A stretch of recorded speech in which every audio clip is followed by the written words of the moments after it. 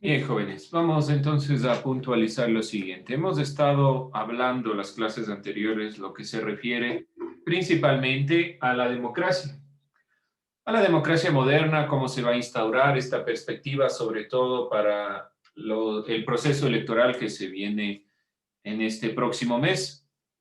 Y vamos a evidenciar las formas de comprensión que tiene propiamente la democracia. ¿Cómo se comprende la democracia?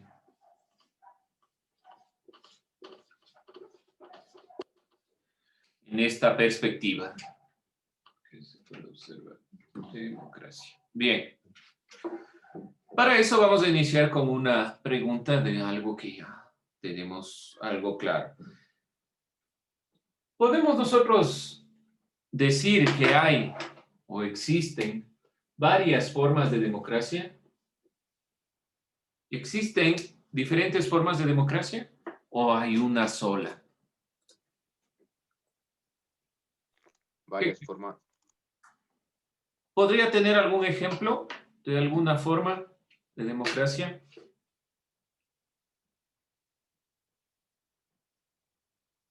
Tal vez alguien. Tipo la democracia de los mandatarios y la democracia del pueblo. Bueno, ahí hay una diferenciación en la aplicación del término democracia, cómo los mandatarios realmente aplican y cómo los ciudadanos entienden. Tal vez no del todo estamos dentro del término de las formas de la democracia, pero por ahí vamos. De todos modos, me parece que es importante lo que se acaba de decir, sobre todo en el sentido de que debe irse comprendiendo esta consideración de lo que es propiamente la democracia. Decíamos que la democracia es un sistema y lo vamos a enunciar así. Este sistema principalmente se caracteriza o tiene esta perspectiva de ser un modelo de organización política en la forma que se organiza la sociedad, de organización política.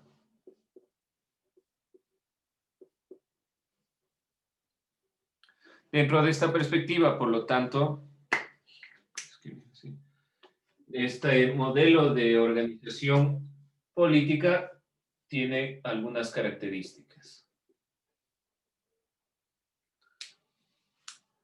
Sabemos bien que la democracia surge en la antigua Grecia en oposición a las formas de monarquía, en las formas autoritarias, nace desde la perspectiva de Solón y Dracón. La democracia era concebida principalmente por Platón como gobierno de la multitud y por Aristóteles como el gobierno de los demás. Entendiendo que en Grecia esa multitud se aplicaba solo a los hombres, ya sabemos estas consideraciones, la democracia en Atenas excluyó a las mujeres, en Esparta por lo menos, aun cuando no tuvieron este sistema democrático, las mujeres podían participar. Hemos visto todos estos elementos relacionados a los derechos. Vimos que en Roma hubo todo este proceso republicano y con esto vamos nosotros a puntualizar este modelo de organización política propiamente en las formas de comprender la democracia dependerá sobre todo de la situación, es decir, de la situación geográfica o de la situación sobre todo histórica. Grecia entendía una cosa por democracia, su democracia era directa, pero solo los hombres podían participar, y hemos visto en Atenas solo los hombres. Roma tenía otra consideración desde la República. Posteriormente se entenderán diferentes consideraciones de lo que es propiamente la democracia. Por lo tanto, hay diferentes formas de comprender la democracia. La democracia moderna trata de unificar toda esta perspectiva para entender de una misma forma la democracia y no tener errores. Por lo tanto, esta democracia debe ser entendida o tiene una comprensión diferente si nosotros hablamos de Grecia y una comprensión diferente en Roma y posteriormente en los diferentes procesos históricos. Ahora, como les digo, aquí eran los hombres y aquí hablábamos de una república donde los magistrados eran nombrados mediante la elección popular. Lo que mayormente nos deja Roma es el término república. Ya hablábamos sobre este elemento de la res pública, de la cosa del pueblo. Y aquí va iniciándose la perspectiva propia de lo que es esta ciudadanía relacionada con la democracia y la república, un elemento donde la democracia quiere tener por lo menos una perspectiva hegemónica. Estos son los antecedentes, ya lo sabemos nosotros, ya lo tenemos en mente y lo hemos puntualizado. Dentro de las formas de comprensión de la democracia, entonces vamos a ir plasmando esta perspectiva en lo que hemos nosotros puntualizado en las clases anteriores sobre lo que se piensa en el Ecuador. ¿Qué era la democracia para 1830, por ejemplo? Si nosotros decimos que la democracia tiene una relación con el concepto de ciudadanía, ¿qué era la democracia para 1830? Ciudadanos eran únicamente aquellos que cumplían una mayoría de edad, que tenían un cierto criterio, tenían propiedades. Por lo tanto, hay diferentes formas de entender la democracia. Dentro de esta perspectiva, entonces, vamos a puntualizar democracia y república.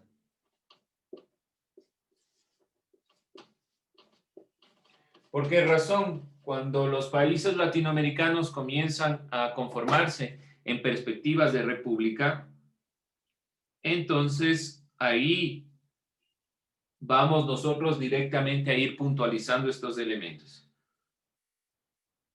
de lo que se refiere propiamente a los diferentes puntos de vista de la democracia. Después de la Revolución Francesa, otro hecho histórico, entonces la democracia, Grecia, Roma. Después de la Revolución Francesa en Europa, en las colonias europeas que adquieren su libertad e independencia, se rescata de Roma la figura de república. Comienza a nombrarse, por lo tanto, posterior a la Revolución Francesa, repúblicas en Europa. La república comienza a tener fuerza en Europa después de la Revolución Francesa. Este es un hecho, por lo tanto, importante a tomar en consideración. Después de esto, en Europa comienzan a darse las repúblicas como forma de organización del Estado y de gobierno. Por lo tanto, ¿qué es una república? Es una forma, por si acaso, es forma de organización del Estado.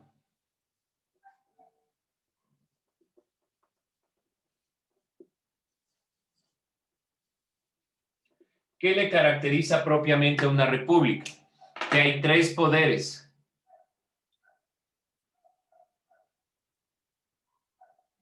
Que hay tres poderes del Estado, que esos tres poderes del Estado no van a cortar la libertad de la opinión del pueblo. La república garantiza los derechos del pueblo. Todos los elementos se plantearon aquí. La primera constitución de la Revolución Francesa permitió como modelo ser impulsada hacia las diferentes repúblicas que después de las colonias van a ir comenzando a tomar esta perspectiva.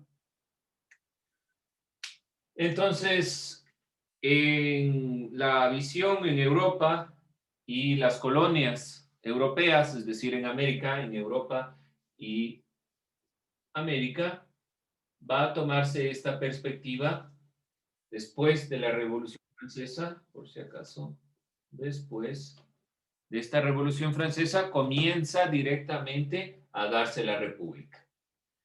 Y ya con fuerza. Aunque surgió reproduciéndose formas de exclusión social, que no hay forma de no evidenciar esto, en América Latina, por ejemplo, aun cuando teníamos la República, 1830, República del Ecuador, ¿qué grupos sociales eran los privilegiados? ¿Qué grupo social era privilegiado? Los criollos. Los criollos. Es decir, que todavía teníamos exclusión social, no había grupos ni determinaciones donde el pueblo pueda decidir, sino que solo podía decidir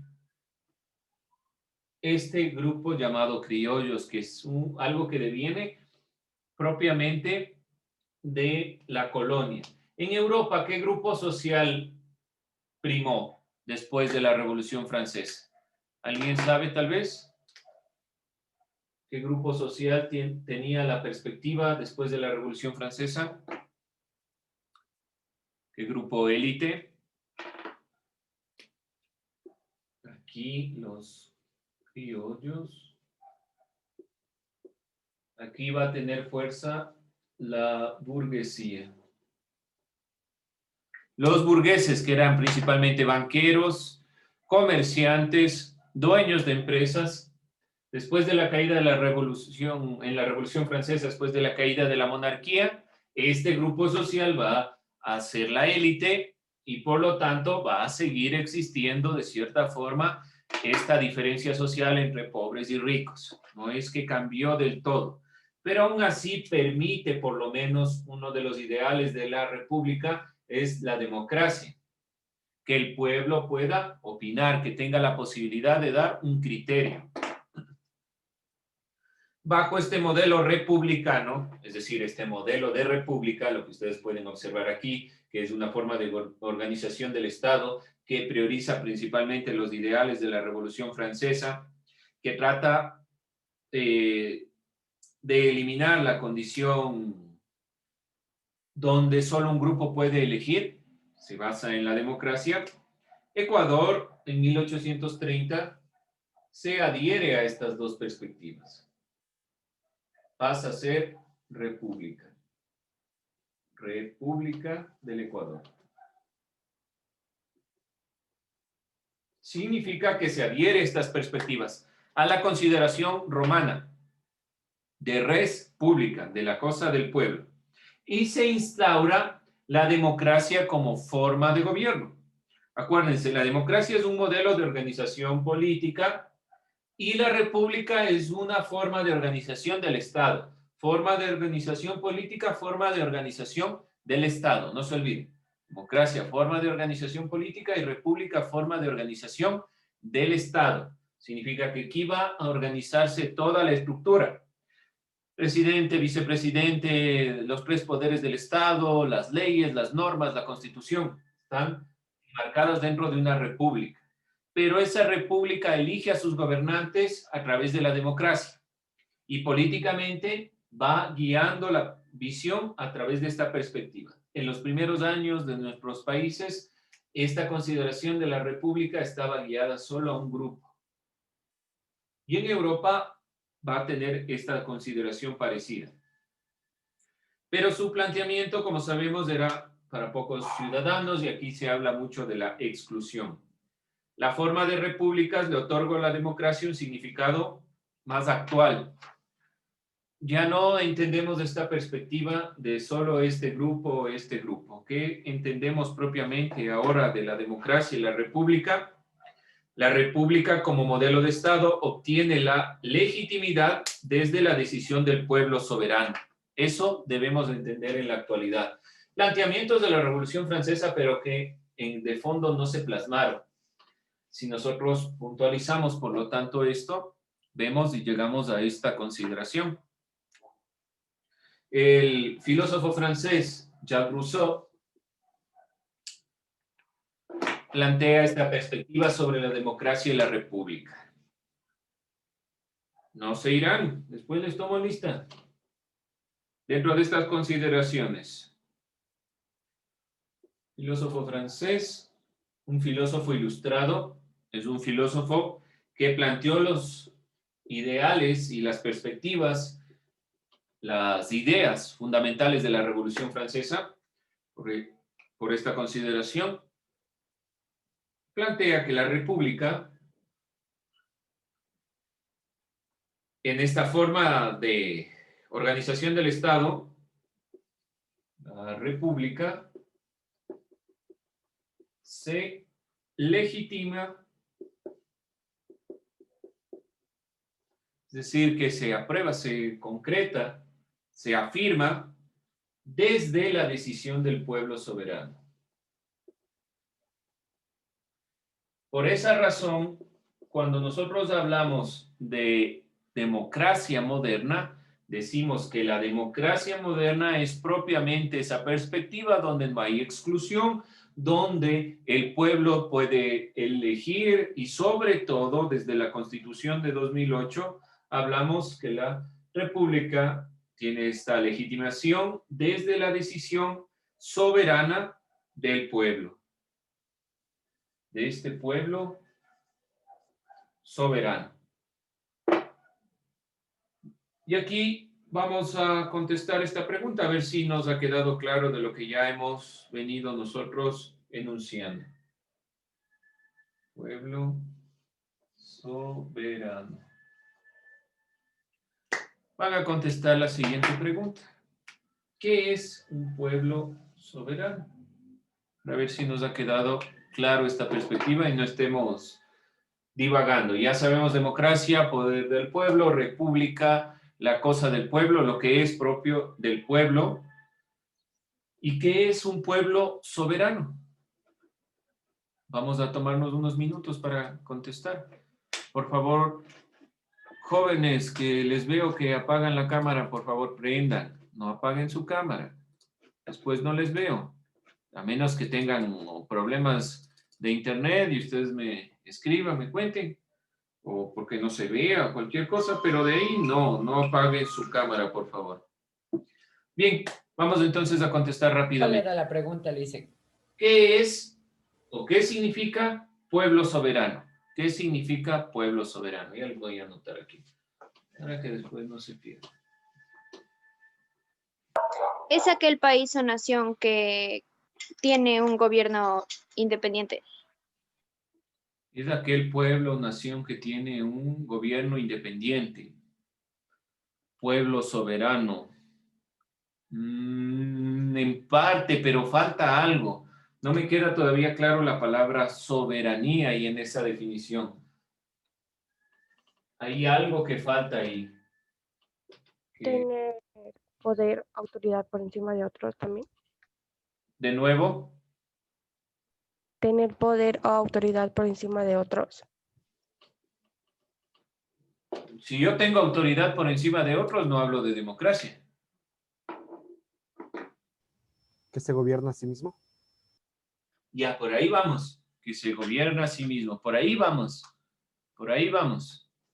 De lo primero que se dijo, podemos ir complementando que se gobierna a sí mismo. ¿Qué más? ¿Alguien más? ¿Algún otro punto que quiera dilucidar? Miren que lo estamos haciendo aquí. La idea es que ustedes puedan completar, no que todos tengamos la misma idea, pero que tengamos la idea completa. Lo que a veces noto en sus explicaciones es que no explican todo. ¿Alguien? Delega el poder. Profe, ¿puede ser que delega el poder a su representante? Delega el poder a su representante. Bueno, podemos entender que detrás del pueblo soberano, en todo modelo de democracia representativa, delegamos el poder. Pero la Constitución de 2008 le da un carácter, la visión de pueblo soberano. Va un poquito más allá. Está por el ámbito que nos decía el compañero en la perspectiva de que se gobierna a sí mismo. Por ahí va el pueblo soberano. Es verdad que tenemos un representante, el presidente. Pero si el presidente hace malas cosas, o hay problemas, o no está cumpliendo los decretos de la Constitución, debemos nosotros exigir, porque el pueblo es el soberano. ¿Sí? ¿Alguien más?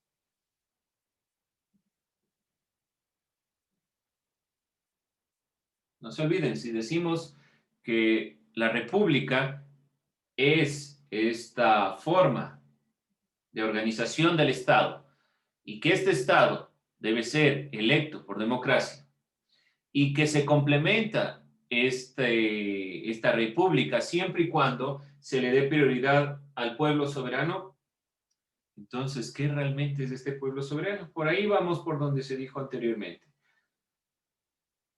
Puede ser que la autoridad recae en el pueblo, aunque la gente no realiza un ejercicio directo de la misma, sino que los delega a los representantes.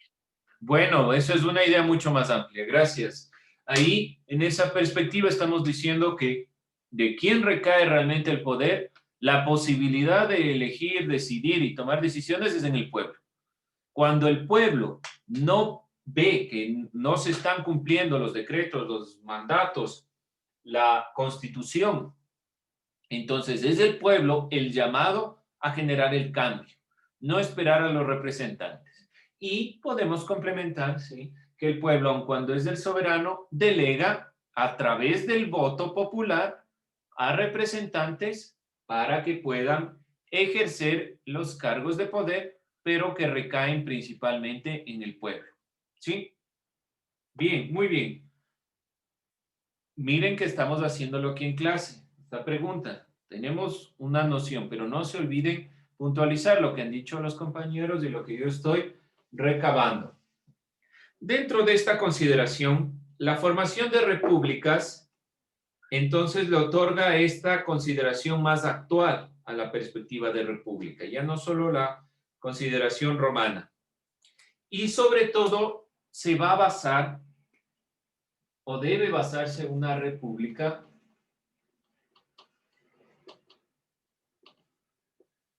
en el bien común. Miren que son términos filosóficos, planteamientos de Aristóteles, perspectivas que ya hemos nosotros revisado, y esta decisión del pueblo entonces se piensa como perspectiva que el fin último de la república es el bien común. Los integrantes del pueblo debían establecer un pacto social, dice Rousseau, primero, para poder llegar a esta consideración de la república. Entonces, este bien común conlleva detrás o tiene detrás un pacto social. Establece esta república para que se dé el bien común, un pacto, o como lo dice Rousseau, lo voy a poner, un contrato social. Contrato social.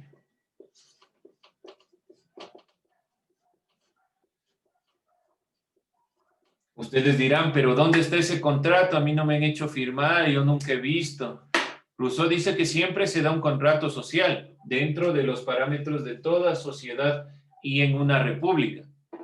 El contrato social es asumir que cada una de las normas que tenemos en la ciudad, en el estado, en la nación, van a depender o guiarse bajo el bien común de toda la sociedad, en la perspectiva de este bien común. La implementación de un modelo democrático supone la aplicación de los principios básicos que rigen la democracia, la igualdad y la libertad. Por lo tanto, si hablamos de una república y esta república se une a la consideración de la democracia, para que pueda darse esta consideración, es necesario basarnos en los principios básicos. Y los principios básicos de toda democracia son la libertad,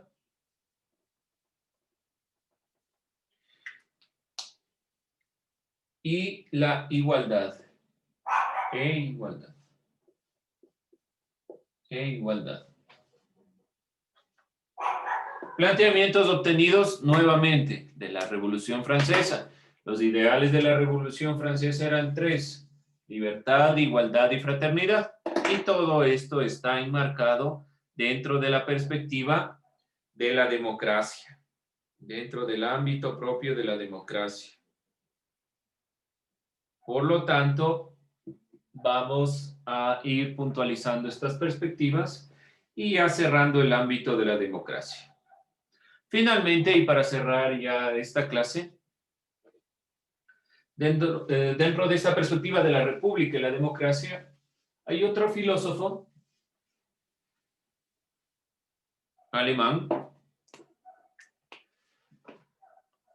Habermas, Jürgen Habermas,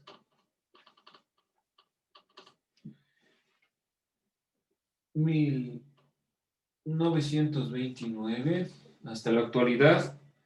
Es un filósofo alemán que plantea que la democracia deliberativa, donde se rescatan los derechos ciudadanos de la participación y la comunicación, son los criterios propios de lo que debe ser la democracia hoy en día. Hoy debemos hablar de una democracia deliberativa. Debemos pasar de la consideración de la democracia representativa a la democracia deliberativa. Democracia deliberativa. ¿A qué me refiero? Existen entonces diferentes tipos de democracia. Existen diferentes formas de comprender la democracia. La forma en la que comprendían los griegos, que era una democracia así llamada democracia directa. ¿Por qué razón? Porque podíamos directamente hablar con nuestros representantes. Posteriormente y a través del voto hemos hablado de democracia representativa. ¿Qué quiere decir esta democracia representativa? Que yo elijo a los representantes y espero que tomen las decisiones, que ellos elijan por nosotros. Eso es democracia representativa. Posteriormente hemos hablado de democracia o hemos tenido en cuenta la perspectiva de la democracia participativa, en la que estamos nosotros hoy en día. ¿Qué significa? Que el pueblo es soberano, es decir, que el pueblo toma las decisiones por el voto, los representantes deben escuchar al pueblo soberano. Y Habermas habla de una democracia deliberativa, donde prime principalmente la participación, pero no solo la participación, sino sobre todo una participación crítica y sobre todo una comunicación política.